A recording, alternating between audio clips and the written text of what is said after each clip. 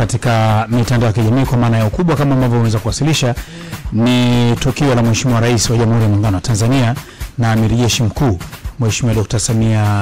Samia Suluhu Hassan, Mheshimiwa Rais wa Jamhuri ya Muungano wa Tanzania. Nimeona jana akiwa katika viwanja vya chuo cha taaluma ya polisi kilichopo Kurasini wakati wa sherehe zile za ufungaji kwa za maafisa wakaguzi wa jeshi la polisi. Yako mambo mengi ambayo yamezungumzwa, yako mambo mengi ambayo jeshi la polisi limepongezwa, lakini wao pia wameweza kuzungumza mambo ambayo kiukweli kwa sasa hivi kuweza kuyafanya kwa maana ya ulinzi, lakini pia kuendelea kulinda nchi, ushanifahamu, lakini pia katika maafisa wengine ambao wanakuwa wanasimamia katika usalama barabarani kwa maana ya kupunguza ajali na vitu kama hivyo. Mheshimiwa Rais alizungumza kwa maana ya upande wa kuweza kuona mabadiliko makubwa ndani ya jeshi la polisi.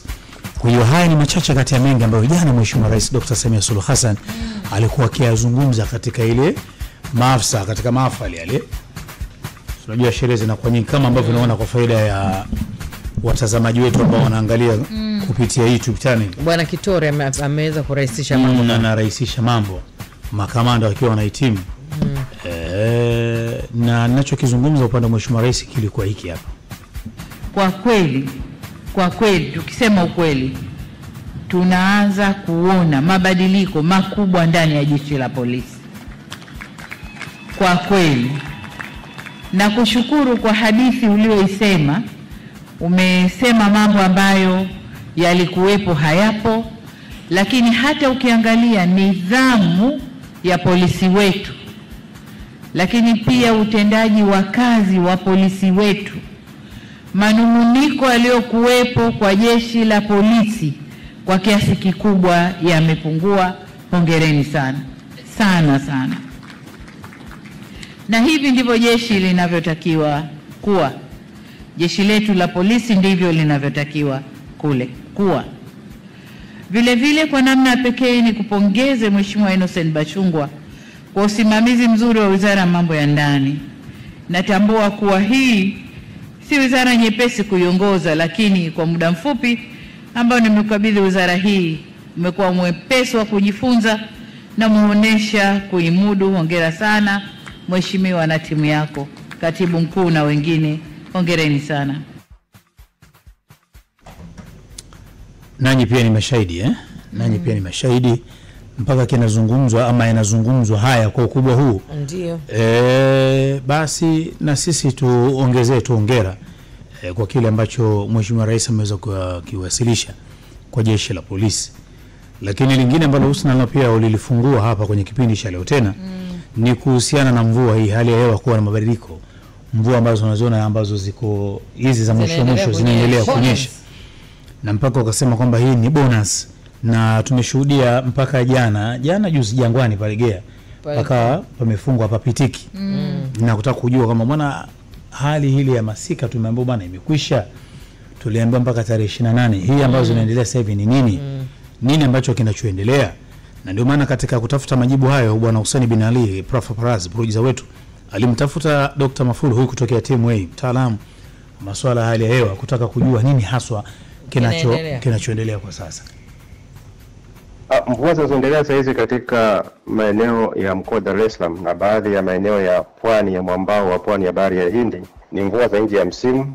Kama utakumbuka katika mwelekeo wa msimu wa kipupwe ambao ni mahususi kwa ajili ya maeneo mengi ya nje ambayo yanapata ukavu, baridi na upepo mkali. Kaimu Mkurugenzi Mkuu wa Mamlaka ya Hewa Tanzania alielezea bayana kwamba maeneo ya ukanda wa pwani ya Bahari ya Hindi, hususan mkoa wa Dar es Salaam, Pwani, Lindi, Mtwara, Tanga pamoja na visiwa vya Unguja na Pemba yatatarajia kupata mvua za nje ya msimu katika kipindi hiki cha kipupwe. Lakini vile vile maeneo ya ukanda wa Ziwa Victoria pia yanatarajiwa kupata mvua hizi za nje ya msimu. Lakini maeneo mengine yote ya nchi yaliyosalia yanatarajiwa kuwa na hali ya kawaida kama msimu wa kipupwe ulivyo kwa kawaida yake, kwamba inakuwa ni hali ya ukavu tu.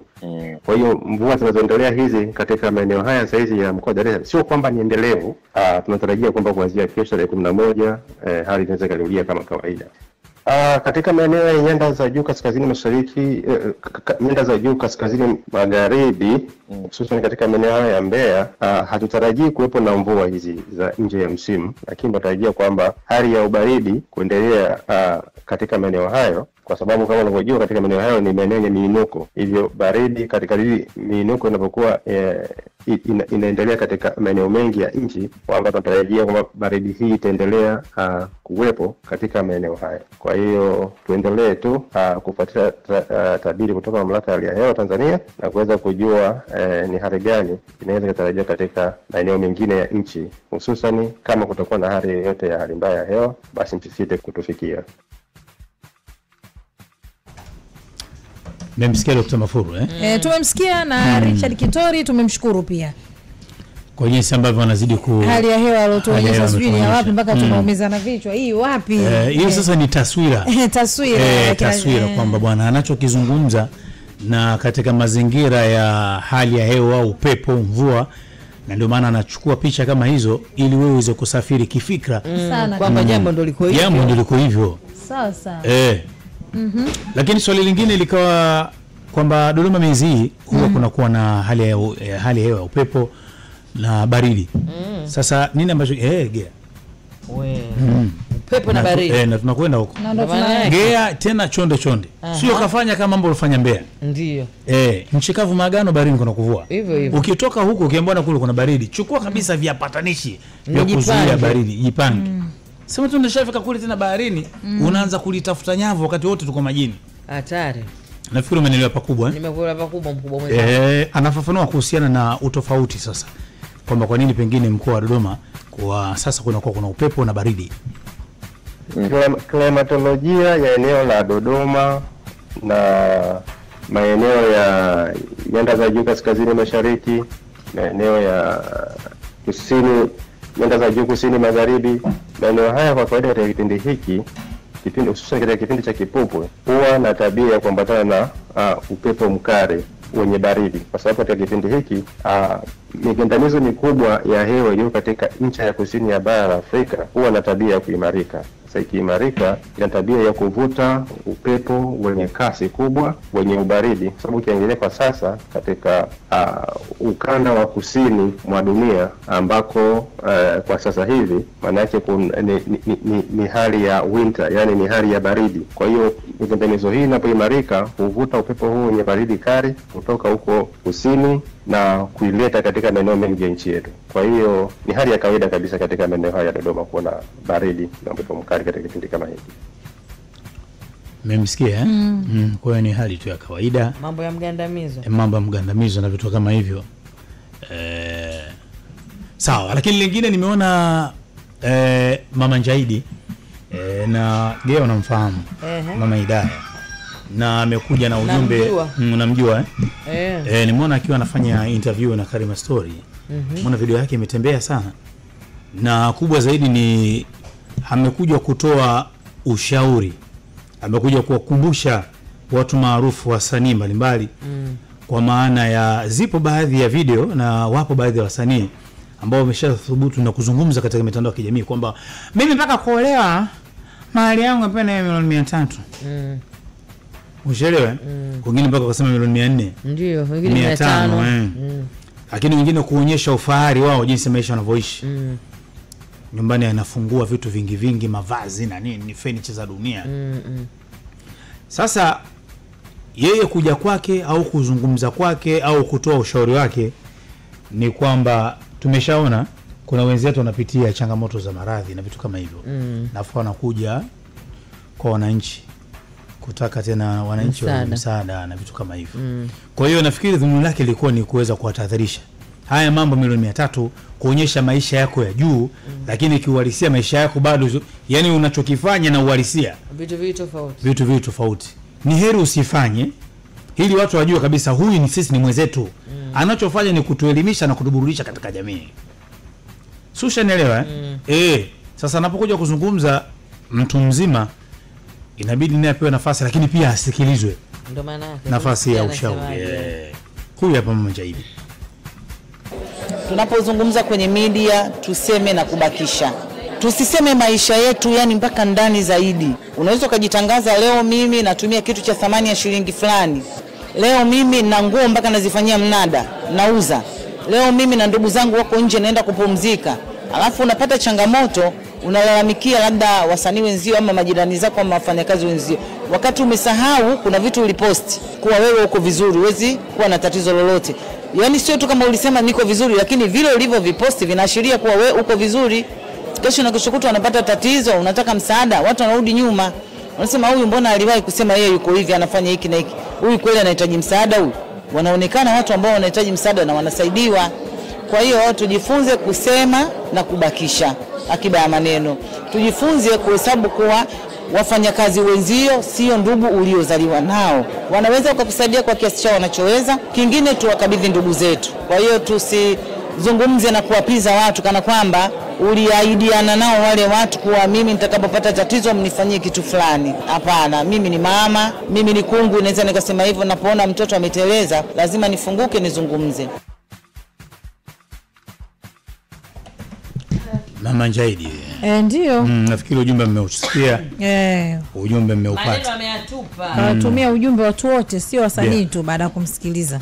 Akasema pia wafanyakazi wenzio, sio ndugu zako watatuma pale ambapo wamejaliwa. Kwa hiyo Josemara huenda mimi nitatuma nichojaliwa. Na wewe utanitumia na isiwe lawama, kaandalilo kwamba bwana huyu mimi nishafanya gaibu mwenye mbele anisaidia nijane vitu kama hivyo. Ushaelewa tahadhari muhimu. Maisha kushow off haya. Labda sawa umejaliwa na maisha yako na kila kitu sawa, lakini vitu vinakwenda vinakaa tofauti na uhalisia. Inakuwa kidogo inakuwa sio poa. Husna, umemwona Zari? Nimemwona. Alafu unajua kwenye interview unaweza kuzungumza vitu vingi mpaka kilichokuleta. Lakini unaweza kaulizwa swala jingine tu wa Tanzania wakachukua hilo. Ndio zao hizo. Kuna sehemu yao huwa wanaitafuta tu. Na namuona video alimuuliza kuhusiana na hiki ambacho kinachoendelea, kinachohusishwa kuhusiana na ndoa ya Diamond na Zuchu. Nikaona comment yake ilizungumza vizuri, lakini mwishoni akasema kabisa ile tuzo ya boyfriend kwa Zari kwa Zuchu, amini naona kabisa anastahili kupewa tuzo ile. Sasa wewe ulikopoa upo maleka wako tulikuwa tuko naye Gea na Husna. Watanzania wanasubiri tukisema kitu alafu ndo waje kwenye comment. Nafikiri kwa faida ya msikilizaji ninachokizungumza na Gea wewe ni fresh from college. Unaweza ukapita hata kwa kubabiza kwa alichokizungumza Zari hiki hapa. If it's true, I wish them luck. But between me and him, vile tumekuwa sasa, we're doing a good job with co-parenting our kids. My kids don't lack anything, but he's the type of person who can pigia simu watoto, they need this and this, he pulls through. So if he's finally going to settle down, alhamdulillah. Didn't the whole world pray for this? Alhamdulillah for you, Nasir. And Zuchu wins the girlfriend award of the year. I said it right. Mimi kama Zari sina. She's strong, she's resilient. Watu wakimwangalia they think, oh, this girl. No, that girl is strong. Sisi wote we couldn't do it. We couldn't. Tanasha amekuja pale, she fell. Alikuwa anataka kuhesabu wote. Yeye uvumilivu hana. Sasa wewe ndio utakaa hapo. Lakini uzuri mimi nimependa. Nimependa jinsi ambavyo ameweza kumzungumzia mzazi mwenzie kwamba ni mtu ambaye anadhaa majukumu na akipigiwa simu kuhusiana na majukumu ya watoto na vitu kama hivyo. So wale wanaume ambao Gea wanakuja kwenye ekaeka, baba ikifika kipindi cha kulipa ada anaruka ukuta. Anakimbia, kimwona mzee anakuja yule anamkimbia. Na wakati mwingine utakuta mwanaume anacho lakini tu ndio unakuwa ni mtihani kwenye hajazoea kutoa. Hajazoea kutoa. Kutoa nako mazoea. Sijazoea kufanywa kila kitu. Sasa mbona kama kata jicho hivi? Sijakata jicho, naona kama mmeruka cha msingi. Wewe ulichokianzisha sicho ulichokimalizia. Na hata waja hawakula kuna ndio wanakuja. Yaani yeye kuzungumza kwenye matuzo majukumu na nini. Watu waje walikuwa hawana hata shida. Sasa ukaniuliza kwa nini unanitazama? Alivyokuja kwenye kutoa tuzo yake yeye. ya urafiki ule kusema kwamba anastahili tuzo ya girlfriend bora kama yeye anampa yeye pale ndio wanazengo wakaja na ndio maana kaolewa. Hata Diamond mwenyewe amemuona kwamba huyu ndio anastahili. Mimi nitamuuliza Nandy baadaye kama kweli ndoa ni uvumilivu. Yani ndoa inahitaji nini sana mpaka anavumilia. Bwana harusi kamuona kwamba bibi harusi yeye tuzo kampa nani Zari? Zari sikampa bibi harusi. Ndio maana mimi natamani nimuulize Nandy sasa. Kwamba kwenye nafasi yake uvumilivu anapambana nao ni sehemu na au naye alivumilia. Sasa Nandy ana maisha mawili, Nandy msanii, Nandy ni mke, Nandy ni mama. Viatu vitatu. Mke, tutamuuliza leo kuhusu mke, tutamuuliza kuhusu mama, na muziki ndo sehemu yenyewe ambayo tunakaa sana. Sasa utakuja na ni mfanya biashara pia. Ana vipengele vinne. Vyote watajibu. Hasa kwenye hili Husna utakomuuliza nani kwenye kuvumilia ufanye alivumilia? Yes of course kwenye nafasi ya ndoa. Kwamba ni anavumilia au alivumilia? Si yupo. Ukisema ali na maana akatoka nje, yuko ndani ya ndoa. Yani katika maisha ya boyfriend na girlfriend. Boyfriend na girlfriend kwenda kukubali kuolewa. Alivumilia ndio maana ikamlipa. Sawa. Ushaelewa. Tutamuuliza before and after. Before. Hilo sende sana. Wewe tuzo unavyoona Zuchu amestahili ama la? Ya kuvumilia. Kwanza yeye kajuaje kama anavumilia? Si mwanamume ashai kuishi naye. Si anaongea kitu ambacho sasa kama pengine baada ya kuisha Zuchu hakuyaonyesha alionyesha akiwa na yeye. Sio kweli. Kwa sababu wewe pia unaposewa tuzo. Nagea. Mahusiano na utofauti mkubwa sana. Yaani kama mimi nilikuwa na mfano, mimi nilikuwa na Hadija, maana nakujua kuna maisha baada hapa. Mimi Gea labda mathalan nilikuwa na Hadija. Alafu ile Hadija mambo hayakuwa mazuri. Kashindwana nikawa niko na Jackie.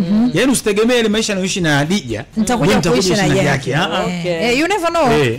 Kwa sababu wewe tangu umemwona unasikia skendo nyingi. Kwa hiyo yeye kwa nani yani? Sijaelewa sasa. Kwa Zuchu au bwana harusi? Umri huo. Umri unataka kumsitisha Jose Mara. Umri unataka mimi nikae nipige simu eti wewe mtu mzima kuna 1 2 3. Labda kaona maisha. Kwa hiyo sasa swali lako uloniuliza kwamba kuhusu tuzo, mimi vivyo nina swali hapo vile vile kwa huyo mtu wa tuzo, anajuaje kama anavumilia? Kwa sababu pengine yeye aliyoyapitia mwenzie apitie. Yeye kajuaje kwamba anavumilia? Kibuyu akifichi mbegu kinahifadhi tu. Tunamkumbusha. Ukiona mbegu zipo kwenye kibuyu wakati mwingine hazijafichwa, zimehifadhiwa tu. Sawa sawa. Pengine kwa msimu mwingine watu waendelee na upandaji katika mashamba yao. Husna jana tulizungumza na hapa tulimsikia Masanja akiwa anatoa ripoti kutokea makao makuu ya ofisi ambazo zinapatikana bodi ya ligi ambako waliwaita viongozi baadhi wa Yanga na kuweza kuzungumza atma na kuangalia jinsi gani ambavyo tarehe 15 je mchezo utapigwa. Na baadaye tukamwona mtendaji mkuu wa bodi ya ligi ambaye ameweka wazi mahitaji ya Yanga ili waweze kucheza dabi tarehe 15. Na swali likalipo tu kwamba dabi itakuepo au haitokuepo. Almas Kasongo huyu hapa akiwa anatoa ufafanuzi kwa baadhi ya mambo ambayo jana aliweza kuzungumza. Ipo ama haipo? Wewe sasa. Kwa hiyo kwenye kikao chetu wenzetu wamekuja na mambo manne. Wenzetu wamekuja na mambo manne ambayo sisi kama bodi, kama secretariat tuna wajibu ya kupokea na kuyachakata. Sio kupokea tu, tunapokea na kuyachakata, na yale ambayo mnaona kwamba yako ndani ya skopu ya bodi ya ligi kuu kwa maana kuyafanyia maamuzi, basi tunayafanyia maamuzi. Kwa yale ambayo tutaona kwamba yako nje ya uwezo wetu, basi tutapeleka kwenye mamlaka husika ili aweze kufanywa kazi na afanyiwe maamuzi pia. Kwa hiyo kwenye mambo manne, jambo la kwanza ambao tumepokea kutoka kwa wenzetu baada ya majadiliano marefu, azimio la kwanza ni kuvunjwa kwa kamati ya usimamizi na uendeshaji ya bodi ya ligi kuu. Sisi sote ni mashuhuda, kila baada ya mizunguko kuna kamati ambayo ipo kwa mujibu wa kanuni tulizojiwekea. Ukisoma governing regulation ambayo hii ina govern utendaji wa kila siku wa bodi, unaweza ukaona kwamba imetaja kwamba kutakuwa na kamati ambayo imekasimiwa madaraka kwa ajili ya kusimamia na kuendesha ligi. Lakini ukienda kwenye kanuni pia imezungumzwa. Kwa hiyo hilo lilikuwa ni ombi lao ama takwa lao ambalo wameliwasilisha leo. Jambo la pili ni kujiuzuru kwa afisa mtendaji mkuu Jambo la 3, kujiuzuru kwa katibu mkuu wa shirikisho la mpira wa miguu Tanzania, na jambo la 4 ni kuona kwamba bodi ya ligi kuu Tanzania inakuwa huru, kwa maana inakuwa legal, inakuwa chombo huru, inakuwa legal entity. Itoshe kusema kwamba secretariat pamoja na uongozi wa bodi ya ligi kuu Tanzania, kwa sababu kwenye kikao alikuwepo mwenyekiti wa bodi, alikuwepo makamu mwenyekiti wa bodi, alikuwepo mjumbe wa management committee ambayo imekasimiwa madaraka na mkutano mkuu kuweza kusimamia utendaji wa kila siku wa bodi ya ligi kuu. Tumepokea, na ukitazama kwa mujibu wa governing regulation tuliyokuwa nayo, haya mambo yote manne unaweza ukaona kwamba yapo out of scope, yani yapo nje ya uwezo wa bodi ya ligi kuu kuweza kuyapokea, kuyajadili na kuyatolea uamuzi. Kwa mujibu wa muundo tuliokuwa nao wa usimamizi na uendeshaji wa ligi, haya mambo yote manne ukiondoa ile jambo moja la kwanza ambalo liko ndani ya uwezo wa mwenyekiti wa bodi, haya mambo matatu yaliyobaki, tafsiri yake mamlaka ambazo zinaweza zikayapokea, kuyachakata na kuyafanyia maamuzi ni kamati ya utendaji ya shirikisho la mpira wa miguu na mkutano mkuu wa shirikisho la mpira wa miguu Tanzania. Umesikia Fanuzi?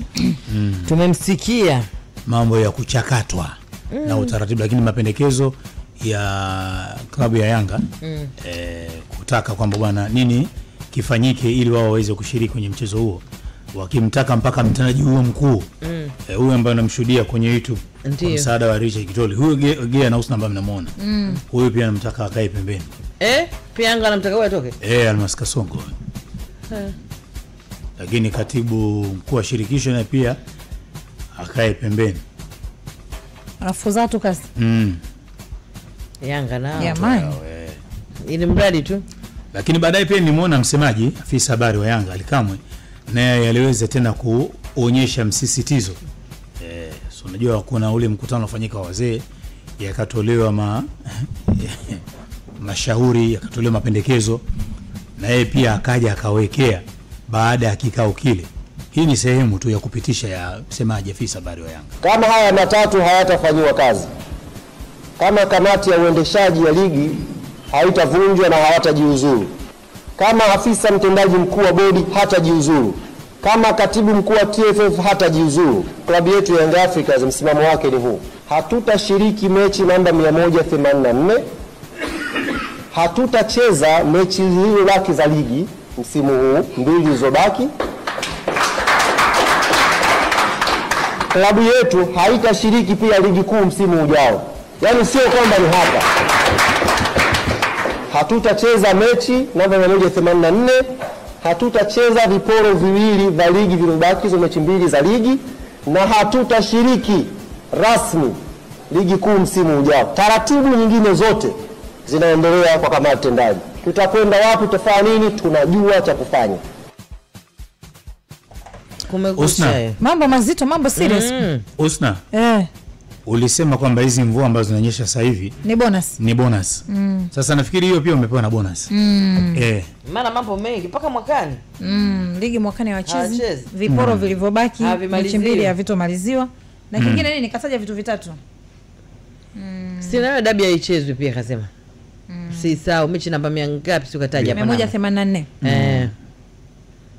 Basi mchezo namba 184 ni hawachezi FC. Michezo 2 iliyobaki haitochezwa na mwakani hawatashiriki. Hiyo inaitwa hatuchezi FC. Tumewaelewa. Jamani wako serious na jambo lao. Hebu muwe makini, mzingatie watu wanazungumza nini. Na kwenye haya Usna usijipasue. Liko ambako wanatafuta wadau wa michezo kama kina Dula Heavyweight.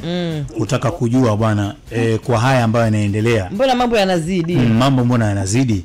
Hatima unaiona vipi? Yaani unaona kabisa kuna harufu ya dabi tarehe 15 kwa haya mapendekezo matatu makubwa mazito. Dabi ya kuona unauliza. Yaani ni mwendo wa Heavyweight Dula. Yes, habari za muda. Safi, kwema. Kwema kabisa. Watu wako serious wewe, watu wako serious.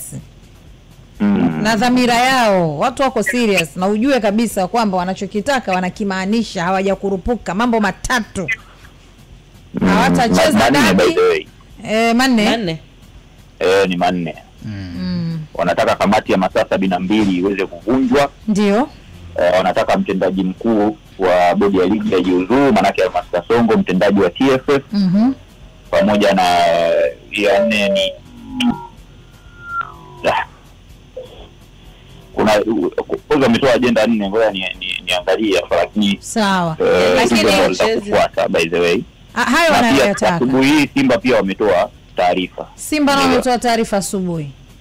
Na 4 nimekumbuka ni TFF ijigawe, yani manake bodi ya ligi isimame kama chombo huru kisiwe chini ya TFF. Kwa hiyo ni 4 jumla. Bwana. Na hayo 4 na hapa kwenye haya 4 ni kwamba kama yasipofanyika manake wao hawatocheza. Ndio. Sasa tukirudi haya mambo yote manake hapo kwenye vifungu vya kanuni, ambayo hiyo kanuni before ligi haijaanza timu huwa zinakaa kwenye vikao kwa ajili ya kujadiliana namna gani waboreshe kanuni kabla ya kuingia kwenye msimu mpya wa ligi. Kwa hiyo sio rahisi kujaribu kuingia kwenye kupangua kanuni katika kipindi kama hichi. Kwa upande wangu naona kama hayawezi kutekelezeka kwa muda huu. Kwa yote 4 au kwa baadhi? Of course sana haya mawili by the way, kwa sababu katibu mkuu kujiuzuru pamoja na mtendaji mkuu kujiuzuru ni kitu ambacho wanaweza wakafanya wakaamua. Lakini pia sioni kama ni rahisi hivyo. Watu wacha nafasi zao kwa sababu ya Yanga. Kwa sababu ya Yanga. Na mbali zaidi ni kwamba Simba nao asubuhi hii wametoka kutoa taarifa yao kwa umma kwamba wamezungumza pia swala la wamegusia hii issue kidogo kwamba timu ziko 16 na timu zote zina mwanzoni mwa msimu zinakuwa zinaingia kwenye vikao kwa ajili ya kudiscuss maboresho ya kanuni. Kwa hiyo wanataka utaratibu ufuatwe, lakini vile vile wamegusia swala la kutolewa taarifa, mambo yawekwe, kwa sababu kwenye paragraph moja hivi wanasema mambo yawekwe wazi. Nini ambacho kimefanya mechi ya tarehe mechi ya tarehe 8 walioharibu mechi hiyo, yani jioni ya tarehe 7. Kwa hiyo ni kama kuna kitu Simba wanakizungumza. Ni kama kuna kitu wanakijua na wanaamini bodi ya ligi pia hicho kitu wanakijua na hawakizungumzi. Kutokana na hii barua inavyojieleza. Sababu unasema tunaomba bodi ya ligi na TFF watoe hadharani ripoti ya uchunguzi juu ya wale wote waliohusika kuharibu mechi ya ligi jioni ya tarehe 7. Manake Simba kumbe nao kuna jambo lao walikuwa wanategemea bodi ya ligi wanaweza wakaliweka hadharani. Sasa na wao wanaona kama hawajaliweka hadharani. Kwa hiyo kwa sasa tunavyozungumza ni kwamba bodi ya ligi inachangiwa na Simba na Yanga zote mbili, na hapa wanakutana wote manake hata hii swala la uchunguzi kuwekwa hadharani hata Yanga walizungumza kama mnakumbuka. Kwa hiyo sasa ilipofikia bodi ya ligi hapa wana kazi kubwa zaidi. Bwana. Wana kazi kubwa zaidi. So mchezo. Mambo yamekorogeka. Mambo yamekorogeka. Basi tuangalie kinachofuata. Kabisa. Maana kwa sasa hatuna majibu. Kwa sasa hatuna uwezekano wa mechi kuchezwa, naona kama unazidi kufifia. Lakini pia nimeona taarifa kwa umma ambayo imetolewa na klabu ya Simba ikiwataka mashabiki kwamba jamani mchezo uko pale pale. Mchezo uko pale pale, waliokata tiketi za tarehe 8 mwezi hifadhi kwa ajili ya kuweza kuzitumia kwenye tarehe 15. Nimeona chapisho kubwa kabisa. Kwa hiyo Heavyweight tukae kwenye chapisho hili. Sasa hapo umesikia bwana Jose Mara ni kwamba kwa mantiki hii tutegemee pia andiko kutoka bodi ya ligi. Tutegemee andiko kutoka bodi ya ligi kwa sababu kwamba mechi ipo. Wao Simba haya mambo yao ambao wameadimandi kwenye taarifa kwamba wanataka mambo yawekwe hadharani na nini. Wao wameataka hivyo, lakini hayafanyi wao kutoenda uwanjani au kugomea mchezo. Wao wanaamini kwamba wanapaswa tu kuchukua hatua, lakini wao wanatambua mechi ipo. Kwani mimi naomba niulize, kwa nini wewe Heavyweight? Sasa kwa nini hayo yasiwekwe tu hadharani? Unajua nafikiri pengine hayo yakiwekwa hadharani itaweza kujulikana kila kitu Yaani kwa nini hiyo ripoti isitoke tu ya kilichotokea? Mimi mwenyewe natamani kuijua. Yes, kama ndio hivyo basi ni kweli bodi ya ligi inayumbishwa na ni dhaifu. Of course, kwa sababu huwezi ukalalamikiwa na vilabu vyote viwili. Kama kuna kitu unakijua na wewe ndio una mamlaka, unatakiwa uweke hadharani. Weka hadharani. Mimi nafikiri unajua nikwambie kitu. Watu wanasema kwamba angalia ulipojikwaa usiangalie ulipoangukia. Huku tunakokwenda kote huku mpaka watu wanatoa viapo, hatufanyi hiki hatufanyi hiki, endapo haitofanywa hivi kuna source yenyewe ndio hiyo hapo ya tarehe 7, si ndio? Sasa hiyo ripoti ya tarehe 7 ambayo inaonyesha wale walofanya vile kina nani? Si ndio hicho anachokihitaji? Nini kilitokea? Hapo kwenye nini kilitokea? Ndio mengine sasa yatafanya nini? Yatafuata. Basi ingetolewa tu nini kilitokea. Basi hata hiyo pia haipo. Na kulikuwa kuna jambo jana nilisikia lina uvumi kwamba kuna kiongozi mkubwa alipiga simu Simba wasiingie uwanjani. Nafikiri nenyewe mlisikia. Nimesema sana. Mejificha hapo ambavyo vinaonekana kwa bodi ya ligi kama vinawakalia hivi kuvitoa. Kwa hali hii inayoendelea unahisi kwamba hiyo ripoti inaweza ikatolewa kwa katika mazingira kama haya? Au tutakuwa tunazunguka tu? Heavyweight. Inategemea na ukubwa, inategemea na ukubwa wa ripoti. Kwa sababu tunakubaliana kwamba kama mpaka sasa hivi kuna jambo lilipaswa kutolewa na halijatolewa na sakata limefika mpaka leo. Manake hiyo ripoti inawezekana ni nzito. Kwa hiyo inategemea na uzito wenyewe. Na ndio maana kumekuwa na vikao. Ripoti tatu. Bodi ya ligi kama wangekuwa wana msimamo ule wasingeita vikao. Ni kweli. Wangesimamia msimamo, lakini ukiona mpaka wanaita vikao na nini, kuna kitu ambacho sisi wadau, unajua hili swali limekaa kiuchunguzi. Yaani sisi wadau tutakuwa tuchunguze kuna nini kwenye vile vyanzo na nini mpaka tujue. Kwa hiyo hapa kuna kitu. Kwa hiyo naweza ngasema kwamba wanaweza wasitoe vile vile, lakini tu inaweza ikaendelea kutokea vikao vya suluhishi. Na kwa ninavyoelewa mimi, kama ikitokea hii mechi ikatolewa kwenye hii tarehe 15 ikasogezwa tena mbele, tunaanzisha sakata nyingine kwa sababu Simba nao hawatocheza tarehe nyingine tofauti na tarehe 15. Habari ndio hiyo. Heavyweight. Basi tuendelee kujifukiza. Tuendelee kujifukiza ndugu yangu. Tuangalie hakuna namna. Hii ukisikia kwamba bwana jini katoka lakini mganga yuko hoi ndio hii. Ni swala la muda tu, kila la kheri tusubiri. Kwa sababu leo tarehe 10 lolote inaweza katokea, na hapa ndani ya leo tena upande wa dawati tunaweza kuyawasilisha. Kwa leo nakushukuru sana, tarehe 10 Jumanne. Shukrani. Asante sana. Tunamshukuru sana Heavyweight Dulla kwa kuweza kutupitisha kwenye michezo. Mambo hayaeleweki. Mambo yanakuwa yaeleweki, mambo ni mengi, muda ni mchache. Usana na Gea. Lakini lingine nimeona jana usiku kwa mkia leo zilifanyika tuzo za BET. Ambako Abigail Chams aliweza kutuwakilisha kama taifa kule Marekani, lakini sio bahati niliona msanii Julia Costa kutoka Brazil ndiye ambaye alipata best new international artist. Na kama ambavyo tuliweza kuhimizwa kupiga kura kwa kuweza kulike kwenye ile page. Watu wamepiga kura. Watu wamepiga kura kule na alipata like nyingi sana, karibu 971. Wakati alishinda alipata 47 tu. Sasa mpaka sasa hajajulikana, pengine labda atakaporudi anaweza akafanua kuhusiana na vigezo vingine vitumika, lakini mwanzoni tuliambiwa kwamba vigezo ni hivyo kura za kulike hapo katika kurasa zile ambako wanapostiwa kwenye kurasa za Tanzania wana khiana wakalike. Mimi nashukuru leo kumaliza mapema tarehe 10 ya Jumanne. Na nashukuru tumepata mgeni Nandi tayari amekushafika kwenye leo tena. Muda uliobaki wote ni muda wa kwake. Tumesema Nandi tumemgawa kwenye makundi 4. Nandi mwanamuziki, Nandi mama, Nandi mke, Nandi mfanya biashara. Nandi. Kama kuna ya 5 atatupa yeye mwenyewe, atatuongezea. Karibu sana Nandi.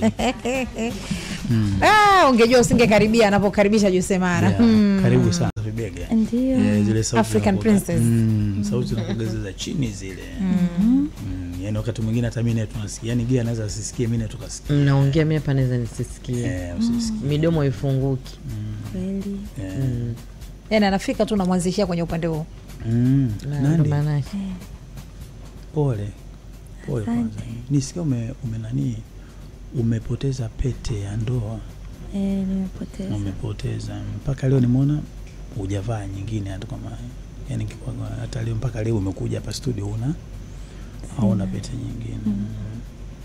na watu watakujua pengine ni kweli ulipoteza katika mazingira. Na umepoteza vipi? Ya, ni kweli nimepoteza. Ilipotea siku ambayo nilienda kwenye mkutano. Sio naenda, wakati narudi nimemaliza mkutano Dodoma. Tuliondoka tuna drive, nilikuwa na mume wangu. Yeye ndo alikuwa anani drive. Wakati tunarudi tuliondoka usiku kurudi Dar. Sasa nikaa nimechoka, nataka kulala. Zile pete ni kubwa mkononi. Konga, alafu pete yangu ya engagement kidogo ni kubwa zaidi, yani nikisipoiweka vizuri inaweza kadondoka.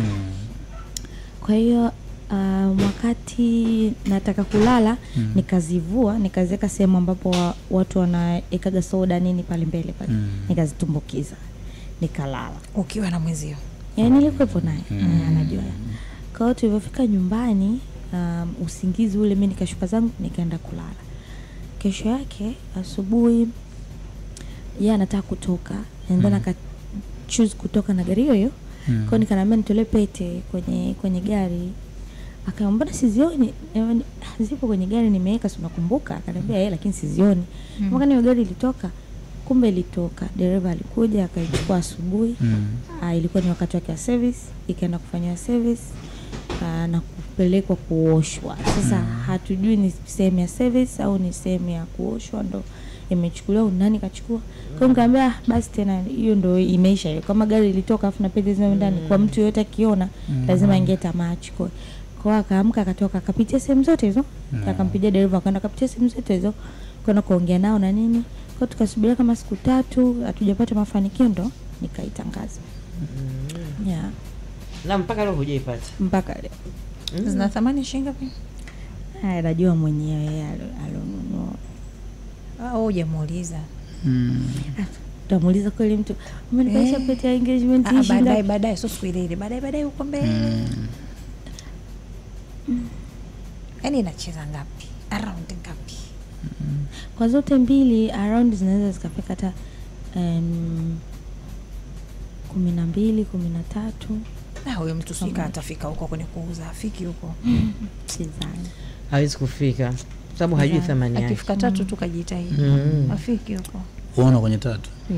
Watu wanajua na wasikia. Kwa sababu hajui thamani yake, Josi hawezi nini. Yaani itakuwa shida yake ni la ambao anaona yeye itamnini. Usikuta apewe milioni 1 tu anaona imemfaa. Lakini sasa ubaya ni kwamba ile pete ya ndoa yenyewe ile ya kanisani ndani na majina yetu. Kwa hiyo nawaza watu wanajali. Sitayusha tu watu wanajali ina majina. Kwa sababu hawezi kuvaa hivyo. Ni lazima atenda tengeneze kitu kingine wauze. Na yule alijitokeza alisema pete hizo ameziacha kwake. Umemwona? Hapana. Ila sijajua mume wangu amechukulia hatua gani. Kamuona lakini hata mimi nimemuona, lakini namwacha yeye adil naye. Watu watafuta kiki. Atafuta kiki. Mimi kuna kipindi nilipoteza pete ya ndoa, unajua. Tulituambia. Alafu unajua sio kwa nini Husna, mimi nikizungumza vitu vyangu na kuona nini. Unakataa ulipoteaji wako. Unakuona nini? Nandi karibu kwenye leo tena. Karibu sana. Tuko na African Princess Nandi. Kweli. Lakini baadaye za umbea zimeisha, hazijaisha. Hazijaisha. Ladies and gentlemen. Kila siku zipo zilizo